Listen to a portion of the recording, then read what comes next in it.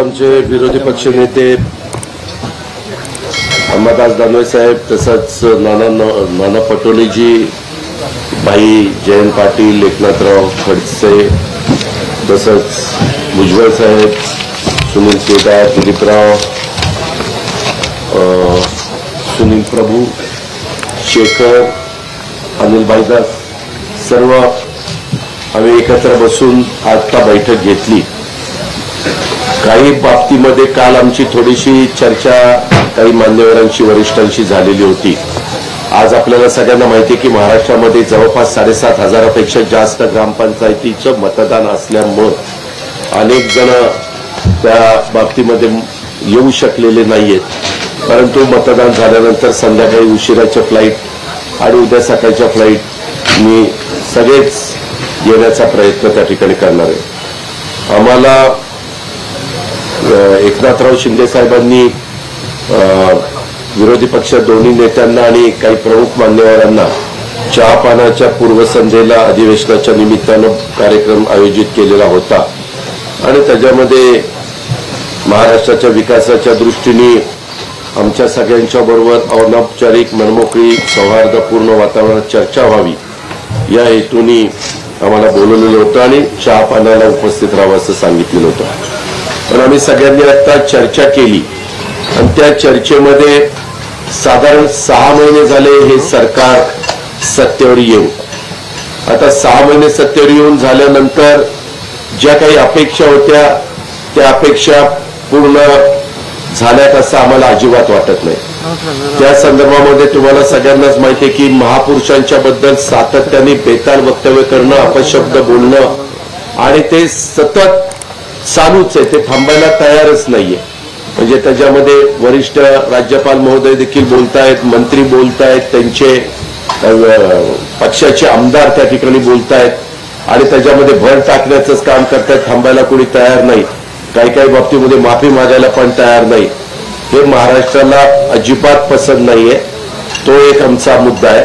दुसरा सीमा प्रश्नाच्या संदर्भामध्ये देखील खरं तर महाराष्ट्राची निर्मिती झाल्यापासून हा प्रश्न सातत्याने सर्वांना असं वाटतं की ही सगळी गावं कर्नाटकातली, विशेषतः बेळगाव असेल, निपाणी असेल, कारवार असेल, बिदर असेल, ही सगळी गावं आली पाहिजे। जवळपास 865 गावांचा तो प्रश्न आहे आणि हे सरकार आल्यानंतर उलट सामोपचाराने हा प्रश्न सुटायच्या ऐवजी उलट आहे ती गावच कर्नाटकामध्ये जायचं किंवा इतर राज्यामध्ये जायचे ठराव करायला लागले किंवा चर्चा करायला लागली। वेगवेगळे ठराव बाजूला राहू द्या, पण तशा प्रकारची चर्चा जर आमचा विकास तुम्ही करणार नसेल तर आम्ही शेजारच्या राज्यामध्ये जातोय अशा प्रकारचा प्रयत्न गेल्या 65 वर्षात महाराष्ट्रामध्ये झालेला नव्हता। तो यावेळेस आपल्याला त्या 65 नाही परंतु 62-63 वर्षामध्ये, कारण 60ला निर्मिती झाली म्हणलं तरी 62 वर्ष झाली। 62 वर्षात अशा प्रकारचा कधी कुणी प्रयत्न केला नाही। उलट पलीकडचीच गावं बनायची, तिथले महाराष्ट्र एकीकरण समितीचे आमदार निवडून यायचे, महापौर निवडून यायचे, हे सगळं चित्र आपण पाहिलं। म्हणून त्याच्यातही या सरकारला अपयश आलं आणि महाराष्ट्राची बाजू ज्या तडफेने कर्नाटकचे मुख्यमंत्री अग्रेसिव्हली बोलत असताना महाराष्ट्राच्या प्रमुखांनी देखील तितक्याच अग्रेसिव्हली उत्तर द्यायला पाहिजे होतं, तशा पद्धतीने उत्तर दिलं गेलं नाही। आणि मग गृहमंत्र्यांच्या पुढे काय बैठक झाली आणि ट्विटरवर कशा पद्धतीने आलं, मग ट्विटर हॅक झालं का नाही झालं हा सगळा चर्चेचा विषय आहे। तो एक मुद्दा। अधिवेशन नागपूरला होत असताना विदर्भातला अनुशेष हा सर्व स्तरावरचा वाढत चाललेला आहे। त्याबद्दल ठोस अशा प्रकारची भूमिका हे सरकार घेताना दिसत नाही। त्याचबरोबर जे काही अतिवृष्टी झाली ऑक्टोबरमध्ये आणि त्याच्यातनं शेतकऱ्यांचं अतोनात नुकसान होतं, उदाहरणार्थ सांगायचं झालं तर इकडचं धान आणि कापूस आणि सोयाबीन याबद्दलचं नुकसान झालंय। त्याच्यामध्ये पीक विमा मिळत नाहीये, त्याच्यामध्ये खरेदी व्यवस्थितपणे सुरू केली जात नाही। खरेदी केंद्र सुरू करताना ठराविक तोंड बघून खरेदी केंद्र सुरू केली जातात, हे पण या सरकारचं अपयश आहे।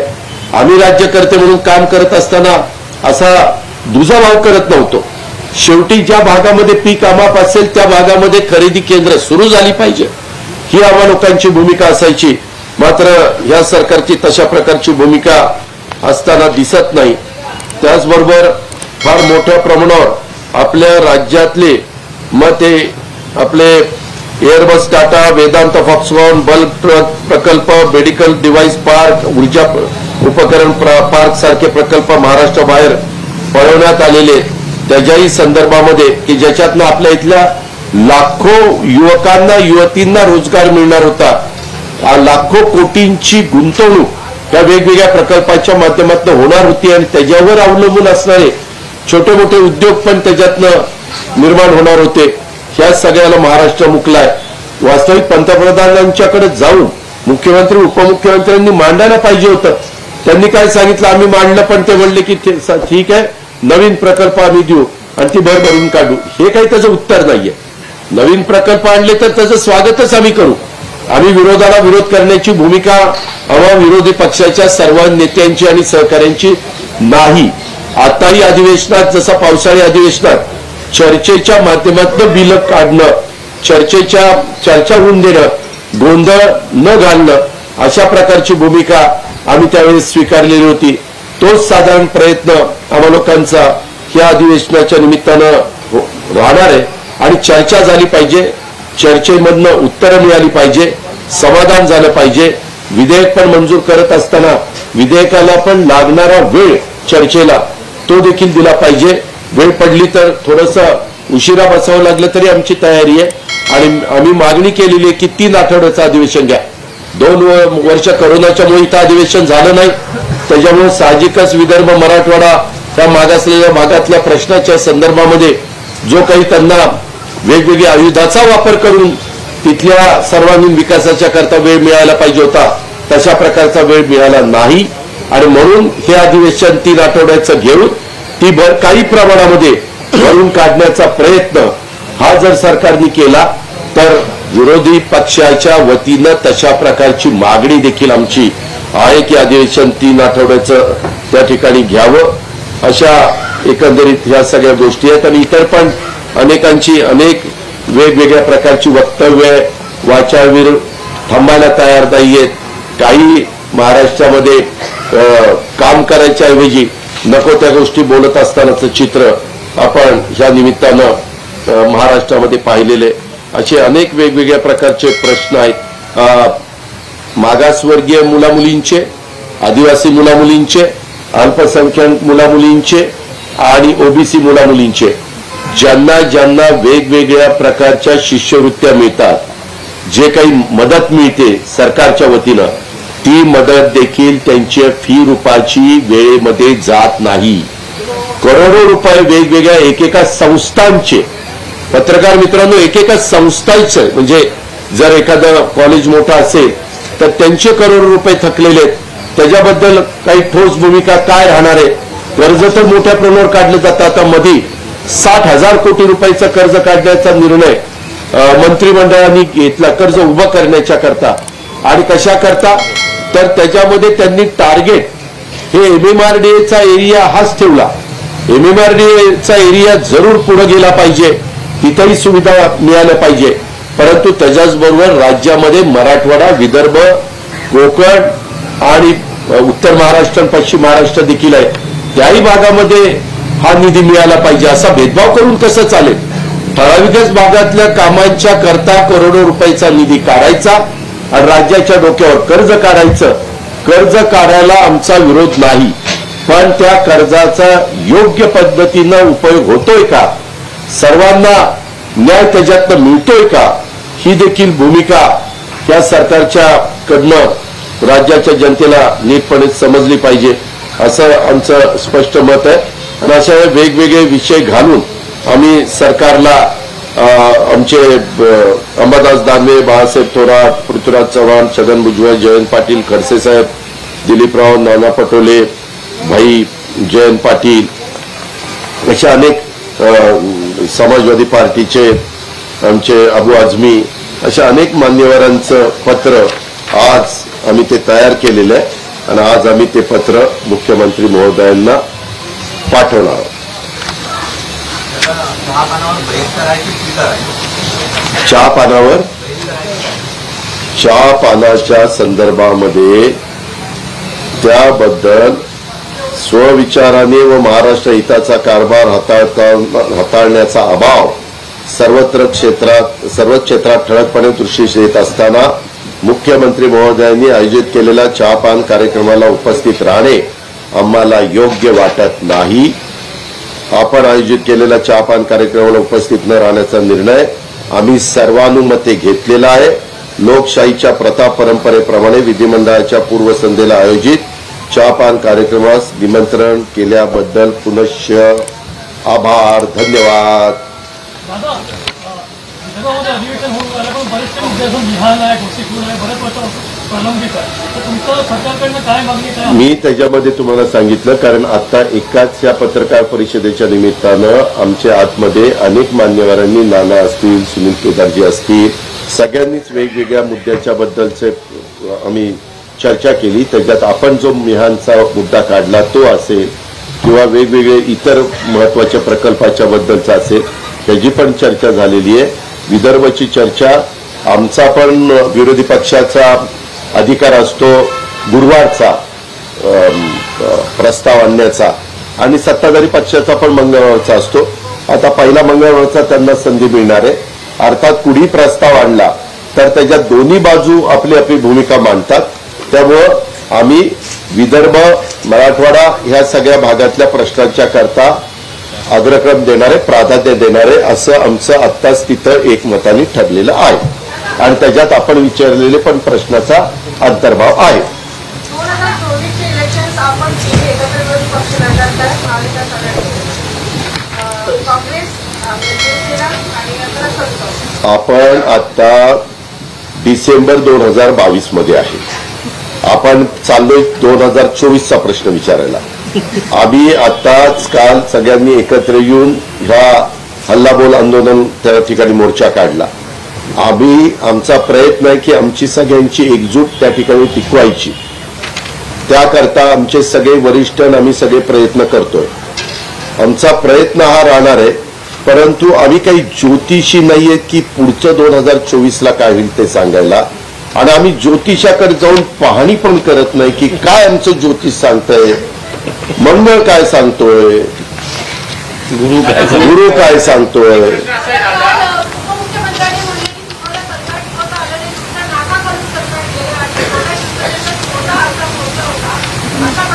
हो का, त्यांना काय बोलायचं ते आता त्यांनी नाकाचा बिकाचा उल्लेख त्यांनी करावा हे दुर्दैवच आहे. प्रत्येकाची नाकं तपासावी लागतील, त्याच्या साईज बीज बघाव्या लागतील. त्याच्या खोलामध्ये मला जायचं नाही. वास्तविक हेच एकेकाळी म्हणायचे की एकनाथराव शिंदेंनी घेतलेला जो निर्णय तो अंतर्गत आहे, आमचा काही संबंध नाही, आमचा काही संबंध नाही. आणि नंतर म्हणायला तेच म्हणायला लागले आम्ही बदला घेतला, आम्ही फोन केले, मी पाठवलं याला, मी पाठवलं त्याला. हे ज्या दिवशी आघाडीचं सरकार आलं त्या दिवसापासून त्यांना वेदना होत होत्या आणि ते त्या दिवसापासून कामाला लागलेले होते. ठीक आहे, आता ते जगजाहीर झालेलं आहे. आता नाका खाल्लं घेतलं का आणखीन कशा खाल्लं घेतलं तो संशोधनाचा भाग आहे. वेशभूषा बदलून जायचे. आता काय वेशभूषा कसली करायची माहित नाही. कुठे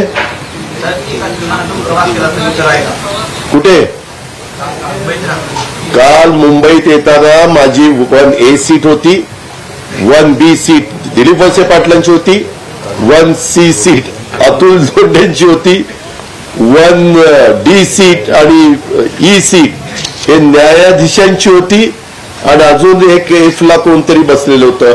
आमच्या तरी काही त्या आम्ही आलो सर्व्हिस फ्लाईटला काही ते नव्हते आणि पत्रकार मित्रांशी मी उतरले तिथं बोललेलो होतो. आता काही अफवा काही कांड्या पिटकवल्या जातात, त्याला काय करायचं.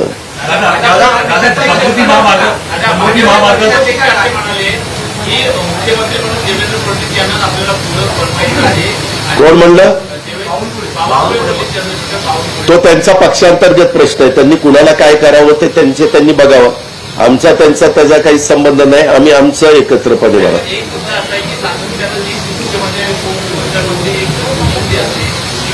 झाली आणि भाजपचे नेते अजूनही देवेंद्र फडणवीस तो त्यांचा अंतर्गत प्रश्न आहे. आम्हाला काय, आम्ही त्यांच्या दोघांच्या मध्ये नाक खुपसायचं काही कारण नाही. त्यांनी नाकाखालनं आमचं सरकार काढलं तर आम्ही काही तिथं नाक खुपसायला जात नाही.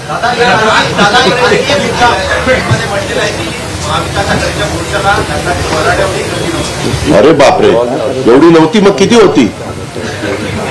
कोण म्हणलं असं?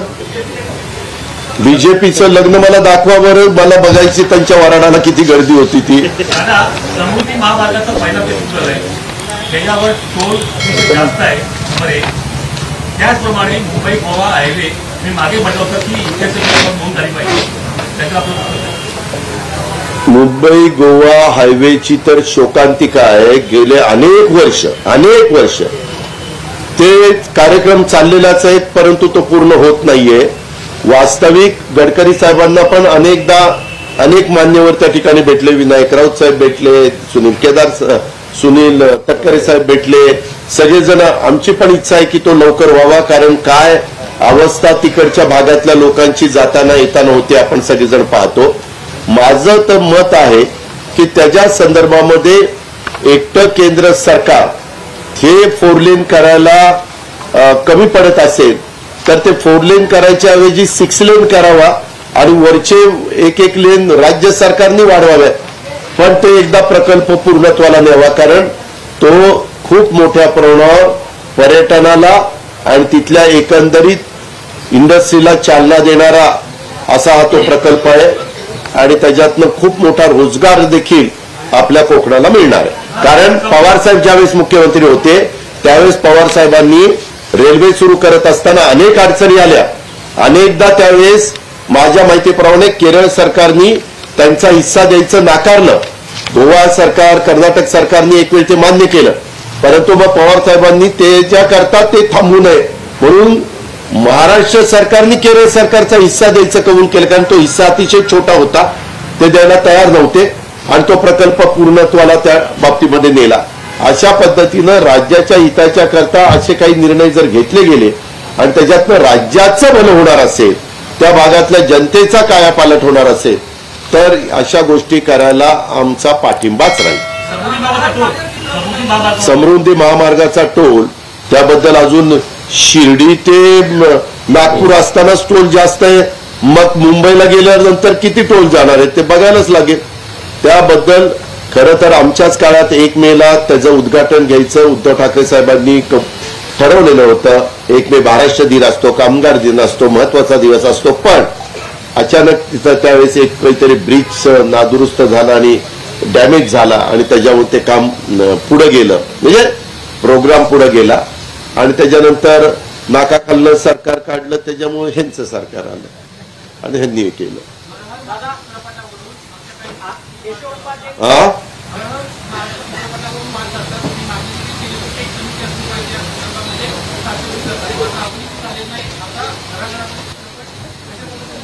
माझ्या माहितीप्रमाणे त्यांच्याशी संभाजी ब्रिगेड आणि काही संघटनांशी बोलणं झालं. ते म्हणाले की जे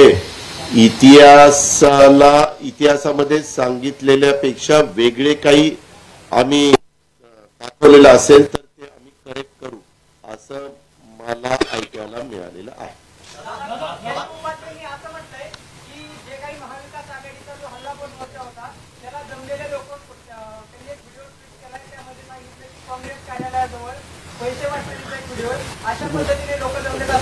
हा धादांत खोटा आहे.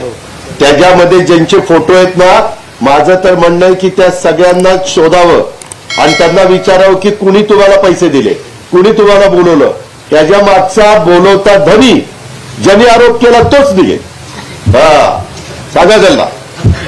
नागपूर येथील अंबाझरी गार्डनची 20 एकरची जागा डॉक्टर बाबासाहेब आंबेडकरांच्या स्मारकासाठी ठेवलेली होती. 1956 मध्ये मनपाने ठराव पास करून ती घेतली होती. आता कुठेतरी वन विभागाने ती एक्सेप्ट पोर्शन गरुडा कंपनीकडे केली आहे. या अधिवेशनामध्ये हा मुद्दा गाजणार आहे. विदर्भातले जे प्रश्न विदर्भाच्या हिताचे असतील त्याच्यामध्ये आपण सुचवलेलाही प्रश्न तितकाच महत्वाचा असेल तर तो पण घेण्याच्या करता महाविकास आघाडीचे सगळे आम्ही सहकारी तिथं आग्रहाने ती बाजू मांडू. दादा सरकार का ऐसा कहना है नाही थांबा, याचं मराठी उद्या मग हिंदी त्याला म्हणून. दादा माझा प्रश्न आहे, माननीय शरद पवार साहेबांना मानणारा विदर्भामध्ये 43 ते 48% मतदार आहे. मात्र मतदान करताना ते काँग्रेस आणि बीजेपीला करतात. कारण वैदर्भीयांची अशी भावना, कारण राष्ट्रवादीचे एकच आमदार आहे विदर्भात, अशी भावना असते की जलसंचन विभागाद्वारे किंवा विकासाच्या बाबतीत राष्ट्रवादी काँग्रेसने सातत्याने विदर्भावर अन्याय केलेला आहे. ही भावना तुम्ही कशी बदलाल? ही अजिबात तसा अन्याय केलेला नाहीये. जयंत पाटील फायनान्स मिनिस्टर असताना, मी जलसंपदा मंत्री असताना कोट्यवधी रुपयाची कामं आणि वेगवेगळे प्रकल्प हातामध्ये घेतले. वास्तविक त्याच्यामध्ये माझी बदनामी करण्याचा प्रयत्न केला गेला. मी त्याच्यामध्ये सुधारित प्रशासकीय मान्यता देत होतो. त्या तडकाफडकी देण्याच्या संदर्भात वरच्या सभागृहामध्ये नितीन गडकरी, बीटी देशमुख साहेब आणि असे मान्यवरांनी मागणी केलेली होती. त्या प्रकारे आपण त्याला मान्यता दिली. त्यांनी सांगितलं आवाच्या सवा किमती वाढल्या. मी पत्रकार मित्रांनो आपल्याला सगळ्यांना सांगतो, त्याच्यानंतर ह्या मान्यता कॅबिनेट पुढे जायला लागल्या. आपण काढा, साधारण 5 ते 7 वर्ष प्रकल्प पुढे गेला तर दुप्पट कॉस्ट होते. आताही त्याच्यानंतरच्या काळामध्ये करोडो रुपयाच्या मान्यता त्या बाबतीमध्ये त्या प्रकल्पाला दिल्या जात आहेत, इन्क्लुडिंग विदर्भ.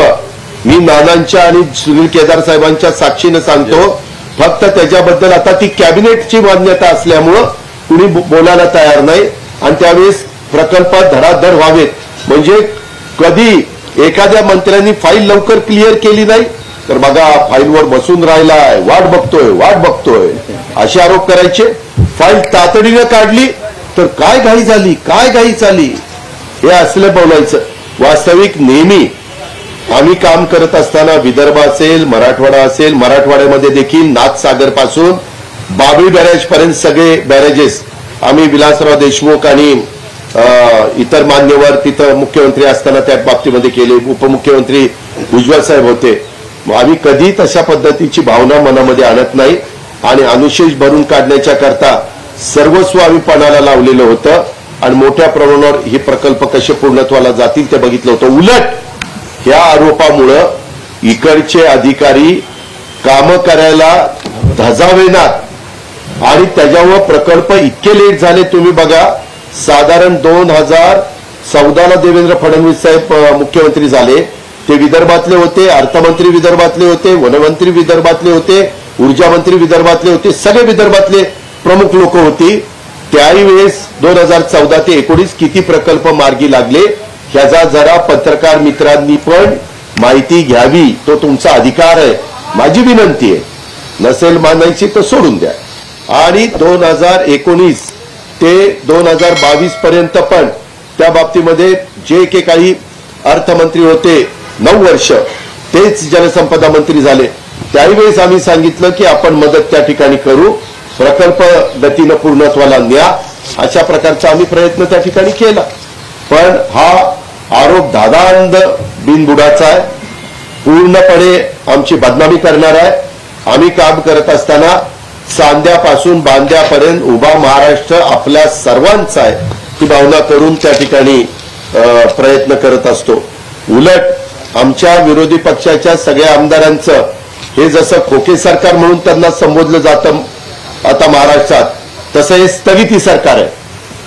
मागच्या काळात आमच्या सरकारने व्हाईट बुकमध्ये विधिमंडळाची मान्यता घेऊन ज्या काही कामं मंजूर केलेली होती त्या कामांना स्थगिती देण्याचं या लोकांनी काम केलं. यात विदर्भातली कामं जास्त आहेत. डीपीसी मध्ये नागपूरला जादा निधी दिला.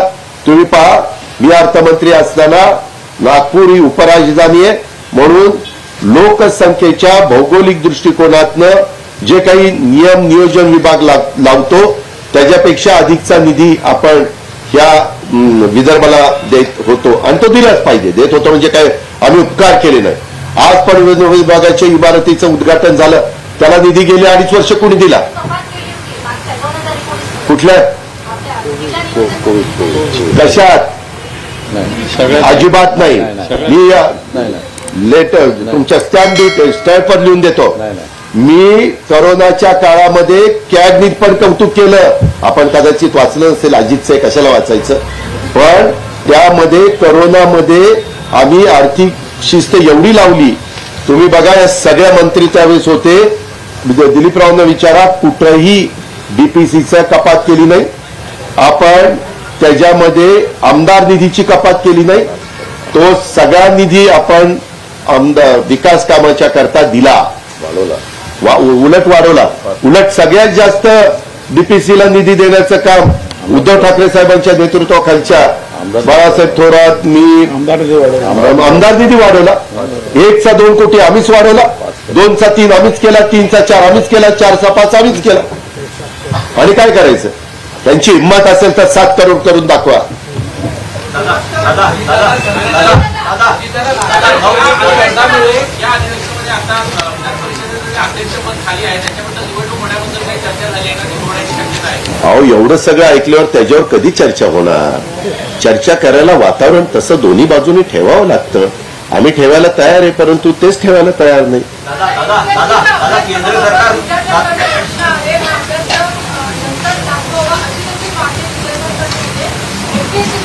माझा तो अधिकार पूर्ण राज्य सरकारचा असतो. राज्य सरकारने एमपीएससीचं बोर्ड नेमलेलं असतं, ज्याच्यातनं राज्यातल्या तरुणांचं तरुणींचं हित सांभाळलं जाणार आहे, मेरिट सांभाळलं जाणार आहे, त्यांचं उद्याचं भवितव्य सांभाळलं जाणार आहे. त्याकरता तरुण पिढीच्या करता तशा प्रकारचा निर्णय जर सरकारने घेतला तर आमचा त्या गोष्टीला पाठिंबाच राहील. याच्यामध्ये थोडंसं क्लिअर करतो की नवीन कोर्सेस जेव्हा आपण आणतो एमपीएससी वगैरे सारख्या याच्यामध्ये, तर त्याच्यामध्ये त्याला 2 वर्ष तरी कमीत कमी त्याला वेळ दिला पाहिजे. तिथपर्यंत जुन्या पद्धतीनंच परीक्षा घ्यायच्या असतात. पण राज्य सरकार मुद्दामून यूपीएससी इक्वलंट टू जे आता याला जोडते आहे आणि एमपीएससीला, आणि त्याच्यामुळे एमपीएससीच्या माध्यमातून ज्या विद्यार्थ्यांनी आतापर्यंत अभ्यास केला त्यांचं नुकसान करायला हे राज्यातलं ईडीचं सरकार लागलेलं आहे. आणि मोठ्या प्रमाणात ज्यांनी मेहनत केलेली पोरांनी आहे ते कारण प्रोव्हिजन आहे, ते काही वेगळं करत नाहीये. पण याला 2 वर्ष तरी मुदत दिली गेली पाहिजे असं त्याच्यामधलं प्रोव्हिजन आहे. पण राज्य सरकार कुठलंही प्रोव्हिजन ऐकायला नाही, त्याला संविधानाचं घेणं देणं नाही. अशा पद्धतीचं राज्यातलं बेताल सरकार जे आहे ईडीचं ते वागते आहे आणि त्याच्यामुळे तरुणांचं आणि तरुणींचं नुकसान होत आहे. आता नानांनी एमपीएससीच्या बद्दलचं उत्तर दिलं. मी मगाशी बोलत असताना हेच सांगितलं की ज्याच्यातनं तरुण तरुणींचं हित आणि राज्याचं हित सांभाळलं जाईल अशा गोष्टी करायला हरकत नाही. परंतु त्याच्यामध्ये काय बारकावेत वगैरे ह्या दोन्ही बाजू तपासून घेतल्या गेल्या पाहिजे. त्याच्यावर दुसऱ्या कुठल्या तरुण तरुणींच्यावर पण अन्याय होता कामा नये. या अधिवेशनात सहभागी होणार आहेत. उद्धव ठाकरे साहेब या अधिवेशनात सहभागी होणार आहे. आमची महाविकास आघाडीची बैठक उद्धव ठाकरे साहेब, बाळासाहेब थोरात आणि सगळे इथं बसणारे मान्यवर, अंबादासजी असतील, नाना असतील, भुजबळ साहेब असतील, या सगळ्यांच्या उपस्थितीमध्ये होणार आहे. आणि ती जास्त करून आम्ही उद्याच घेण्याचा प्रयत्न करणार आहोत. दोन्ही सभागृहाचं कामकाज संपल्यानंतर किंवा 4 वाजता, 4 का 3 वाजता, थोडंसं 1 तास. हो, थांबा ना, एक कोणीतरीच विचार. महापुरुषांचा अपमान करण्याचा एक दुर्दैवी ट्रेंड महाराष्ट्रात सुरू झालाय. सावरकरांचाही अपमान होतो, त्याच्यावर तुमच्या पक्षाची भूमिका काय आहे? शिवसेनेची वारंवार भूमिका स्पष्ट झालेली आहे. शिवसेनेने या संदर्भात सावरकरांना भारतरत्न द्या अशी मागणी केलेली आहे. मागच्या 7-8 वर्षापासून केंद्रातही भारतीय जनता पार्टीचं सरकार आहे, महाराष्ट्रातही होतं, आताही आहे. याच्याविषयी भारतीय जनता पार्टी कुठंच बोलत नाही. आणि उलट शिवसेनेला प्रश्न विचारले तर उद्धवजींनी सामनातून अग्रलेखातून सुद्धा मागणी केलेली आहे की सावरकरांना भारतरत्न दिला पाहिजे. याच्याविषयी भारतीय जनता पार्टी कुठेच काही बोलत नाही आणि आम्हाला सावरकरांविषयी विचारते. मला वाटतं शिवसेनेनं जेवढे आंदोलनं सावरकरांच्या विषयी केले तेवढे कोणत्याच पक्षाने केले नाही. कशाविषयी भूमिका मांडलेली सामनासारख्या वर्तमानपत्रात अग्रलेख आला, आज सुस्पष्टपणे भूमिका मांडलेली. का हा विषय मला पत्रकार मित्रांना पण सांगायचं आहे. आपल्या राज्याच्या दृष्टिकोनातनं आता जे काही बेरोजगारी, महागाई हे महत्वाचे विषय आहे, ह्या महत्वाच्या विषयाला अग्रक्रम दिला पाहिजे. जुन्या जाणत्या अनुभवी महापुरुषांनी, मान्यवरांनी जे जे काही काम केलेले ते सर्वांच्या समोर आहे. पुन्हा पुन्हा तेच मुद्दे त्या ठिकाणी काढून वातावरण खराब कशाकरता करायचं? एक मिनिट, मी महापुरुषांच्या बद्दल मी सांगितलं ना, मग त्याच्यामध्ये सगळे चालू. एक मिनिट, राहुल गांधींनी एकदा दोनदा स्टेटमेंट केल्यानंतर आपण प्रचंड मोठ्या प्रमाणावर मीडिया तिथं गेलेला होता की आता राहुल गांधी आत्ता काय बोलतात. त्यावेळेस राहुल गांधींनी तो विषयाला स्पर्श केला नाही. त्याच्यानंतर पण महाराष्ट्राच्या बाहेर जाईपर्यंत स्पर्श गेला नाही. आणि मी आपल्याला सगळ्यांना सांगतो, हे महाविकास आघाडीचं सरकार आहे. महाविकास आघाडीच्या सरकारच्या संदर्भामध्ये काही काही राजकीय पक्षांचे वेगवेगळी मतं असू शकतात, मतमतांतर असू शकतं. आम्ही महाराष्ट्राच्या सर्वांगीण विकासाच्या दृष्टिकोनातनं एक आलेलो आहोत. त्या मुद्द्यांना आम्ही अग्रक्रम त्या ठिकाणी देतो. ज्याच्यातनं थोडे बहुत आमच्यामध्ये अंतर वाढेल असे विषय आम्ही बाजूला ठेवतो. राहुल गांधी बाकी विषय आहे ना, मला मागाशी एक गोष्ट सांगायची राहिली. मला ती दिलीप वळसे पाटील एकेकाळी अर्थमंत्री असताना त्यांनी आठवण करून दिली की गोसीखुर्दच्या बाबतीमध्ये तो प्रकल्प आपल्या विदर्भाला वरदान ठरणारा तो राष्ट्रीय प्रकल्प, खरं तर 2 राज्याशी संबंधित असलेला प्रकल्पच हा राष्ट्रीय प्रकल्प होऊ शकतो. पण पवार साहेबांनी डॉक्टर मनमोहन सिंगांच्या मागे लागून विदर्भामध्ये 6 जिल्ह्यात जास्त आत्महत्या होतात, तर त्या कमी करण्याच्या करता त्यांना हक्काचं पाणी दिलं गेलं पाहिजे म्हणून तो राष्ट्रीय प्रकल्प म्हणून मान्यता दिली. आणि नुसती राष्ट्रीय प्रकल्प नाही, त्याला 90% केंद्राची आणि 10% राज्य सरकारचा असा त्याच्यात रेशो केला. कमी केला, आता कमी केला नाही, त्यावेळेस आपण करून घेतलं होतं. डॉक्टर मनमोहन सिंग साहेब पण इथं आले होते. अशा पद्धतीनं आपण केला. सांगायचं तात्पर्य, आपण जे मगाशी म्हणाला ते नाहीये. हेच आमच्या बातम्या पुढं येऊ दिल्या जात नाही आणि नको त्या बातम्या दिल्या जातात आणि आम्हाला रॉंग बॉक्समध्ये टाकलं जातं. तसं कृपा करून करू नका. धन्यवाद.